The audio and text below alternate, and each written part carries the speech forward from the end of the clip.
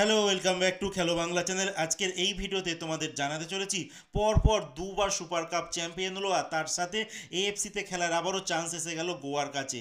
সেই খবর বিস্তারিত জানাবো আজকের এই ভিডিওতে। তাছাড়া থাকছে একজন প্যালেস্তাইনের জাতীয় দলের খেলোয়াড়ের সঙ্গে কথাবার্তা শুরু করলো, তার কি আপডেট আছে সেই খবরও জানাবো আজকের এই ভিডিওতে। তাছাড়া বিক্রম প্রতাপ সিং আর বিপিন সিং ইস্টবেঙ্গলের সঙ্গে কি আপডেট খবর আছে তারও আপডেট দেবো আজকের এই ভিডিওতে। তার আগে প্রতিদিনের মতো বলবো, খেলার আপডেট খবর পাওয়ার জন্য আমাদের চ্যানেলটিকে সাবস্ক্রাইব করতে একদম ভুলো না। তো চলো শুরু করা যাক আজকের প্রথম খবর। আজকে প্রথম খবরটি বলছি কলিঙ্গ সুপার কাপের কথা। কলিঙ্গ সুপার কাপ নিয়ে কিন্তু এ বছরের মতো ভারতীয় ফুটবলে মানে ক্লাব ফুটবল কিন্তু সব সম্পূর্ণ শেষ হয়ে গেল। এবার নতুন মরশুমের জন্য আমরা অপেক্ষা করব, নতুন মরশুম কবে আসে। আর সেই দিক থেকে সুপার কাপের ফাইনাল হয়ে গেল গতকাল 3 মে। আর সেখানে কিন্তু এফসি গোয়া তারা চ্যাম্পিয়ন হলো। তারা 3-0 গোলে হারিয়ে দিয়েছে জামশেদপুর এফসিকে, যেখানে প্রথম হাফেই কিন্তু 1 গোলে এগিয়ে গিয়েছিল এফসি গোয়া। আর এফসি গোয়ার হয়ে কিন্তু দুখানা গোল করেন ইস্টবেঙ্গল প্রাক্তন খেলোয়াড় বোরা হেরেরা। আর লাস্ট ইয়ারও কিন্তু ফাইনালে গোল করেছিল এই বোরা হেরেরা। আর এই ম্যাচে শুধু বোরা হেরেরা গোল করেন, তার সঙ্গে ড্রিনচিক তিনিও একমাত্র একটা গোল করেন। আর আলটিমেট এফসি গোয়া তারা 3-0 গোলে হারিয়ে দেয় জামশেদপুর এফসিকে। দুটো দলই কিন্তু এবছর দারুণ ফুটবল খেলেছে, আইএসএল বলো বা সুপার কাপের কথা যদি বলি। আর সেখানে এফসি গোয়ার কোচ ম্যানেলো মার্কোয়েজ তিনি কিন্তু এফসি গোয়ার লাস্ট ম্যাচ কিন্তু গতকালকেই করিয়ে নিয়েছে। আর তিনি চাইছিলেন যাওয়ার আগে এফসি গোয়াকে যেন সুপার কাপ চ্যাম্পিয়ন করাতে পারে, বাট আলটিমেট সেটাই কিন্তু হয়ে গেল।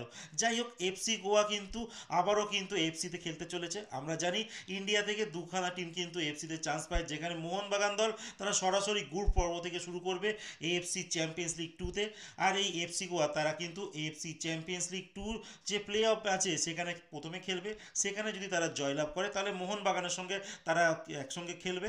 আর যদি সেখানে হেরে যায়, মানে ইস্টবেঙ্গল যেরকম এই বছর হেরে গেল রানিং ইয়ারে, তো সেক্ষেত্রে কিন্তু এএফসি চ্যালেঞ্জ লিগে খেলবে। সেখানে ইস্টবেঙ্গল দেখতে পেয়েছিলাম যে বাংলাদেশ বা লেবানিজ যে ক্লাবগুলো আছে তাদের সঙ্গে খেলার সুযোগ পেয়েছিল। তো সেখানে এফসি গোয়াকেও কিন্তু সেমভাবে গ্রুপ পর্ব থেকে শুরু করতে হবে।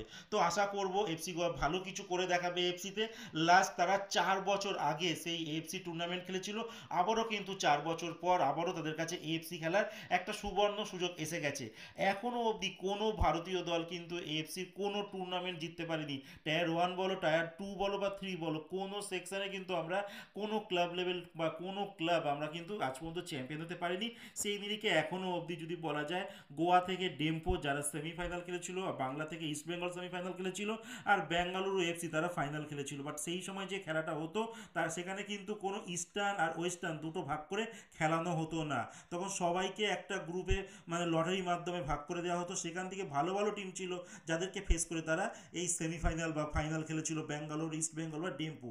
তারপর থেকে আমরা দেখেছিলাম যে দুটো গ্রুপে ভাগ করে দেওয়া হয়েছে, মানে ইস্টার্ন গ্রুপ ক্লাব লেভেল একদিকে খেলে আর ওয়েস্টার্ন একদিকে খেলে। তো সেখান থেকে দুটো দুটো করে টিম মানে ওঠে, মানে একটা করে টিম উঠে লাস্টে গিয়ে ফাইনাল খেলে। তো দেখা যাক, এবার আশা করব মোহনবাগান ভালো কিছু করে দেখাবে, কারণ লাস্ট ইয়ার মোহনবাগানকে কিন্তু খুব বাজেভাবে পাওয়ার খাটিয়ে মোহনবাগানকে বের করে দেওয়া হয়েছিল এফসি থেকে। কারণ মোহনবাগান তারা বলেছিল তারা ইরানে খেলতে যাবে না, যুক্তিসঙ্গত কথাই বলেছিল মোহনবাগান দল, তারপরও কিন্তু মোহনবাগানকে তারা মানে বার করে দেয় এফসি থেকে। যাই হোক, জানো বিসিসিআই যেরকম একটা ক্রিকেটে পাওয়ার আছে, বাট ফুটবলে কিন্তু আমাদের তেমন পাওয়ার নেই উপর র্যাঙ্কে, কি এফসি বা কি ফিফাতে, যার ফল আমাদের ভুগতে হলো।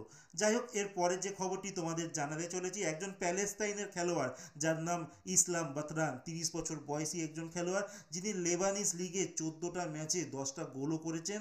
আর এই খেলোয়াড়টি প্যালেস্তাইনের জাতীয় দলের হয়ে 33টা ম্যাচে 5খানা গোলও করেছেন। রানিং তিনি প্যালেস্তাইন দলে খেলেন।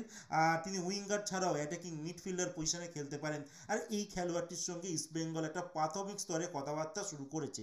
এবার দেখা যাক এই খেলোয়াড়টিকে আনতে পারে কিনা, কারণ ইস্টবেঙ্গল প্রচুর খেলোয়াড়দের সঙ্গে কিন্তু কথাবার্তা বলছে। এবার কোন কোন খেলোয়াড় আলটিমেট ইস্টবেঙ্গল দলে আসে সেইটাই দেখার, কারণ জানো 6জন বিদেশি স্কোয়াডে রাখতে পারবে। তো এত বিদেশির সঙ্গে কথা বলছে যে সবাইকেই আসবে তার কোনো কিন্তু মানে নেই। লাস্ট ভিডিওতে বলেছিলাম যে মিগুয়েলের সঙ্গে প্রায় অনেকটা চূড়ান্ত কথাবার্তা হয়ে আছে, বাট সেইটা হয়তো ডিল ডান হয়ে যাবে। আর গফুরও আছে, সেইটাও হয়তো ডান হয়ে যেতে পারে। রবসনকে নিয়ে একটু চিন্তা আছে, কারণ মোহনবাগান আর ইস্টবেঙ্গল দুজনের রেসারেসি চলছে। এবার দেখা যাক এই যে ইসলাম বাতানের সঙ্গে কথা বলছে সেই খেলোয়াড়টি কী আপডেট হয় ফাইনালি। যাই হোক, এর পরের যে খবরটি ইস্টবেঙ্গলকে নিয়ে বলবো, সেই ইস্টবেঙ্গল মুম্বাই সিটি এফসির 2জন খেলোয়াড়ের সঙ্গে কথা বলছে, রাইট উইং আর লেফট উইংয়ের 2জন খেলোয়াড়, একজন বিপিন সিং যাকে কেরালা ব্লাস্টারও কিন্তু চাইছে। আবার এই মুহূর্তে যা শোনা যাচ্ছে ইস্টবেঙ্গল কিন্তু এই বিপিন সিংকে নেওয়ার জন্য প্রচণ্ড ইন্টারেস্টেড। এবার দেখা যাক ফাইনালি তাদের জালে তুলতে পারে কিনা। আর আর আরেকটা খেলোয়াড়ের উপরে কিন্তু প্রচণ্ড ইন্টারেস্ট, সেটা হচ্ছে বিক্রম প্রতাপ সিং, যেই খেলোয়াড়টি মাত্র 23 বছর বয়স, অল্প বয়স। আর এই খেলোয়াড়টি মুম্বাইয়ের হয়ে কিন্তু 115খানা ম্যাচে 17খানা গোলও করেছে। ইদানিংকালে ইন্ডিয়ান ন্যাশনাল টিমের হয়ে কিছু ম্যাচ তিনি খেলেছেন এই খেলোয়াড়। আর মুম্বাইয়ের সঙ্গে কিন্তু তার 1 বছরের কন্ট্রাক্ট এখনও বাকি রয়েছে। যদি ইস্টবেঙ্গলকে এই খেলোয়াড়টিকে নিতে হলে কিন্তু ট্রান্সফার ফি পে করতে হবে মুম্বাই সিটি এফসিকে। বাট ইস্টবেঙ্গল এই বছর দেখছি একটু অন্যরকমই টিম করার জন্য তারা লাফিয়ে আছে, কারণ তারা দেখতে পেয়েছে যে ইস্টবেঙ্গল কিন্তু এবছর একদম জঘন্য ফুটবল খেলেছে। আর ইস্টবেঙ্গল আইএসএলে আসার পর থেকেই বাজে ফুটবল খেলছে, আর মোহনবাগানকে তো হারাতেই পারেনি। মানে একটা নিজেদের মনে কিন্তু অনেকটাই অসন্তুষ্ট ভুগছে ইস্টবেঙ্গল দল। দেখা যাক তুলতে পারে কিনা। তো আজকের মতো খেলার খবর এতটুকুই। ভালো থেকো, সুস্থ থেকো, দেখা হচ্ছে নতুন আরেকটি ভিডিওতে।